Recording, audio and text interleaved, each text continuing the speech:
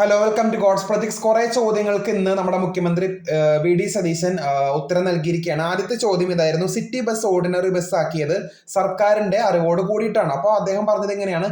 City bus ordinary bus ആക്കിയത് വ്യാജ പ്രചരണമാണ്, CPM-ന്റെ വ്യാജ പ്രചരണമാണെന്നാണ് അദ്ദേഹം പറഞ്ഞത്. രണ്ടാമത്തെ, നമ്മുടെ VC-കൾ RSS പരിപാടിക്ക് പോയതിനെ എങ്ങനെ മാനിക്കുന്നു എന്ന് അദ്ദേഹത്തോട് ചോദിച്ചു. അപ്പൊ അദ്ദേഹം പറഞ്ഞത് എങ്ങനെയാണ്? ഞാൻ ശക്തമായി എതിർക്കുകയാണ്. അതിൽ ആ ഒരു നിലപാട്, എന്റെ നിലപാടെന്ന് പറയുന്നത് ശക്തമായ എതിർപ്പായിരുന്നു. അതുപോലെ തന്നെ പിണറായി വിജയന്റെ കാലത്ത് ഈ ഒരു എതിർപ്പ് കണ്ടില്ലെന്നും അദ്ദേഹം രാഷ്ട്രീയമായി CPM-നെ കുറ്റപ്പെടുത്തി. അതുപോലെ തന്നെ മൂന്നാമത്തെയാണ്, PM ശ്രീയിൽ നമ്മുടെ ഒപ്പുവെച്ചോ അല്ലെങ്കിൽ സഹകരിക്കുമോ എന്ന് ചോദിച്ചു. അപ്പൊ അദ്ദേഹം ഇങ്ങനെയാണ് പറഞ്ഞത്: PM ശ്രീ പരിപാടി അല്ലെങ്കിൽ പദ്ധതി എന്ന് പറയുന്ന ഉപാധികളോടെ കോൺഗ്രസ് അല്ലെങ്കിൽ സർക്കാർ സഹകരിക്കും. അതുപോലെ തന്നെ അതിലൊരു കണ്ടീഷൻ കൂടി വെച്ചു, എന്ന് വെച്ചാൽ പാഠ്യ പദ്ധതി കേരളം തീരുമാനിക്കും, അല്ലാണ്ട് നമ്മുടെ കേന്ദ്രത്തിനല്ല, കേരളം പാഠ്യ പദ്ധതി തീരുമാനിക്കുമെന്നാണ് അദ്ദേഹം പറഞ്ഞത്.